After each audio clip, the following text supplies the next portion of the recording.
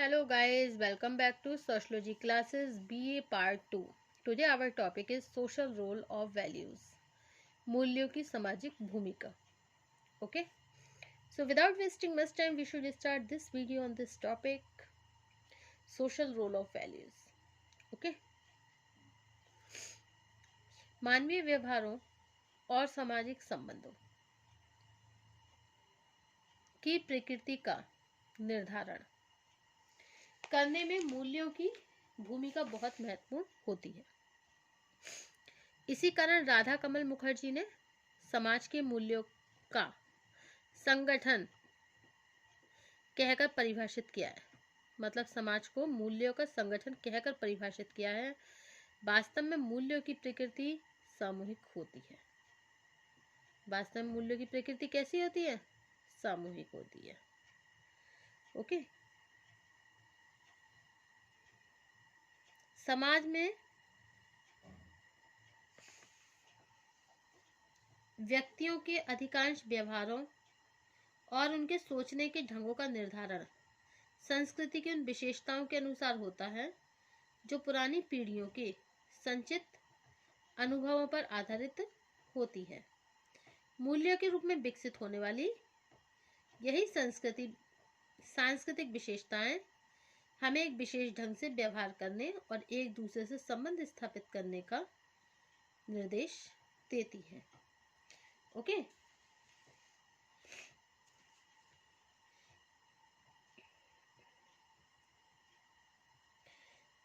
वास्तव में मूल्यों की प्रकृति सामूहिक होती है. इसी कारण लोगों की मनोवृत्तियां का जो निर्धारण होता है, मतलब मनोवृत्तियों का जो निर्धारण होता है, निर्धारण करने में यह एक दबाव का काम करते हैं. ओके. किसका काम करते हैं? दबाव का काम. इस आधार पर बेबन ने यहाँ तक लिखा है कि किसी समाज में मानव व्यवहारों का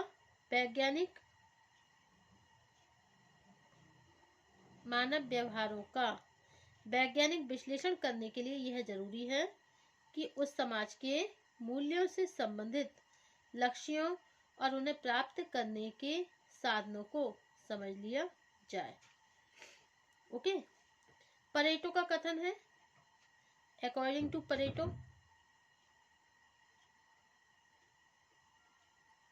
कि मूल्यों का संबंध हमारे जीवन के अतार्किक पक्ष से होने के बाद भी सामाजिक अस्तित्व को बनाए रखने में इनकी भूमिका बहुत महत्वपूर्ण होती है.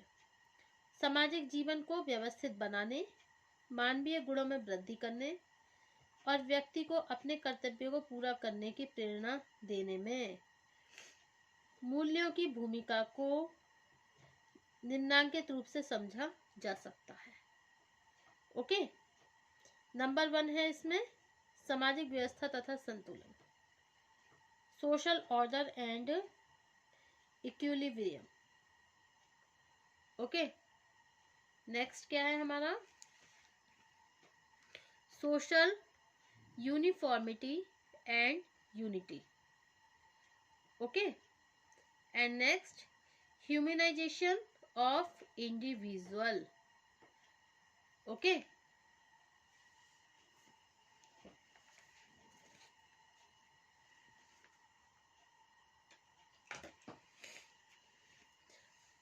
Next है direction of behavior.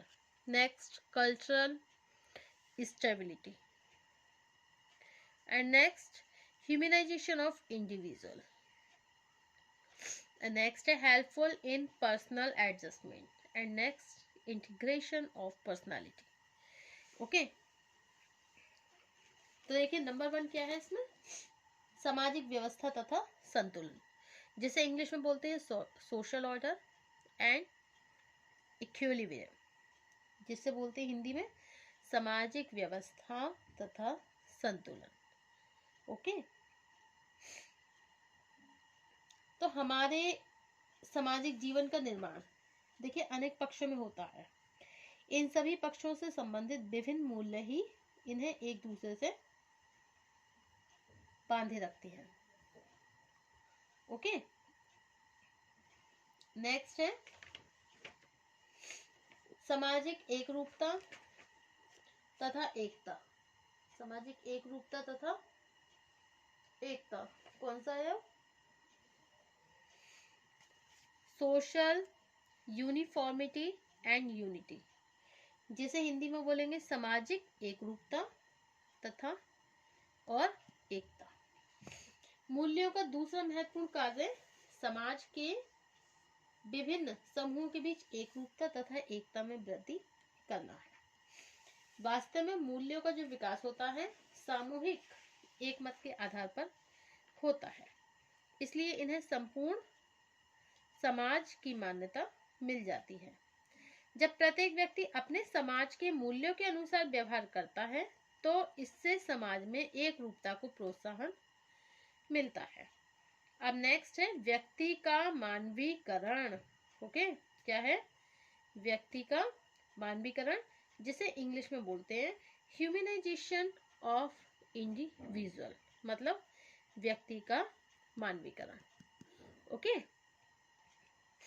जन्मजात रूप से मनुष्य में वह सभी प्रवृत्तियां हैं जो पशुओं में पाई जाती हैं। मूल्य ही वह महत्वपूर्ण आधार है जिसकी सहायता से मानव की पशु प्रवृत्तियों के प्रभाव को कम करके उसमें मानवीय विशेषताओं को विकसित किया जाता है। ओके, विभिन्न मूल्य बहुत सरल ढंग से मनुष्य के संवेगों और इच्छाओं को संतुष्ट करके उसे एक सामाजिक प्राणी बनाते हैं। ओके, अब नेक्स्ट है व्यवहारों का निर्देशन। क्या है? व्यवहारों का निर्देशन, जिसे इंग्लिश में बोलते हैं डायरेक्शन ऑफ बिहेवियर, मतलब व्यवहारों का निर्देशन। मूल्यों की प्रकृति सामूहिक होने के कारण इन्हें अनिवार्यता तथा बाध्यता का इनमें समावेश होता है।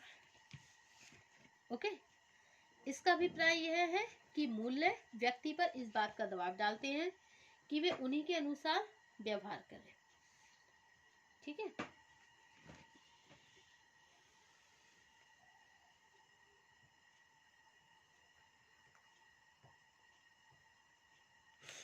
समाज की विभिन्न जनरीतियां, प्रथाएं तथा नैतिक नियम भी मूल्यों को प्रभावपूर्ण बनाने का काम करते रहते हैं। इस सब का परिणाम यह होता है कि व्यक्ति उसी तरह से व्यवहार करने लगते हैं जिस तरह के व्यवहार करने का निर्देश उन्हें अपने समाज के मूल्यों द्वारा प्राप्त होता है। मूल्य व्यक्तियों के व्यवहारों का निर्देश ही नहीं करते बल्कि उन्हें त्रुटि और सुधार की महंगी विधि से भी बचा लेते हैं। ओके, अब नेक्स्ट टॉपिक है आपका, कौन सा है नेक्स्ट टॉपिक? वैयक्तिक अनुकूलन में सहायक, हेल्पफुल इन पर्सनल एडजस्टमेंट, मतलब वैयक्तिक अनुकूलन में सहायक। ओके, वैयक्तिक दृष्टिकोण से मूल्यों का एक महत्वपूर्ण कार्य व्यक्ति को सामाजिक दशाओं से अनुकूल करने में सहायता प्रदान करना है। वास्तविकता यह है कि मूल्य समाज के महत्वपूर्ण लक्ष्यों का निर्धारण करते हैं तथा प्रत्येक परिस्थिति तथा क्रिया के अर्थ को स्पष्ट करते हैं। इससे व्यक्ति सरलता पूर्वक यह समझ लेता है कि किसी परिस्थिति को किस दृष्टिकोण से देखना उचित है तथा उसके समूह में एक विशेष व्यवहार का अर्थ क्या है। ओके, अब नेक्स्ट है सांस्कृतिक स्थायित्व, कल्चरल स्टेबिलिटी। कल्चरल स्टेबिलिटी मतलब सांस्कृतिक स्थायित्व।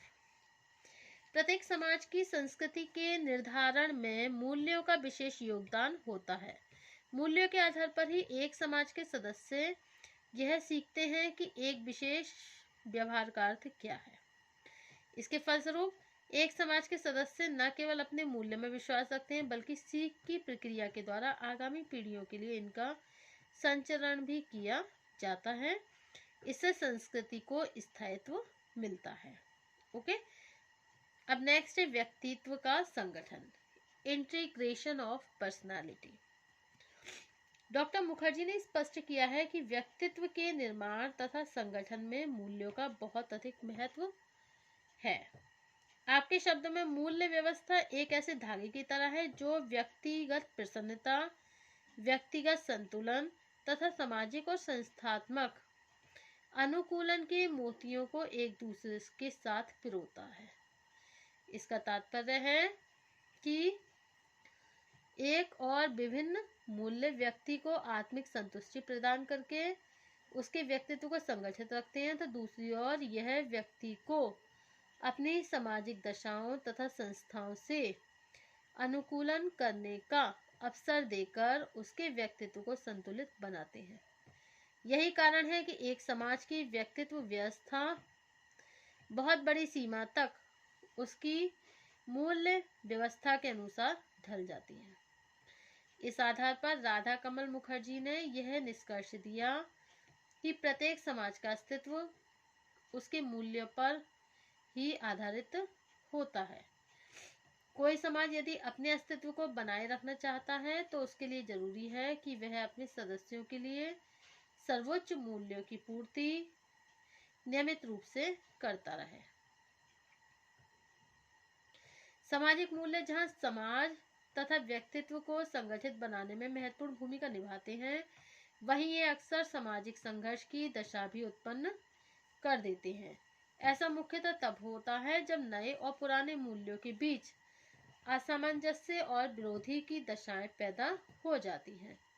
स्पष्ट है कि इसी के फलस्वरूप पीढ़ियों के बीच भी संघर्ष की स्थिति पैदा हो जाती है। इस दशा को स्पष्ट करते हुए ब्रोनोवस्की ने लिखा है कि वैज्ञानिक प्रगति का तब तक कोई अर्थ नहीं होता जब तक वह मूल्यों पर आधारित ना हो। ओके,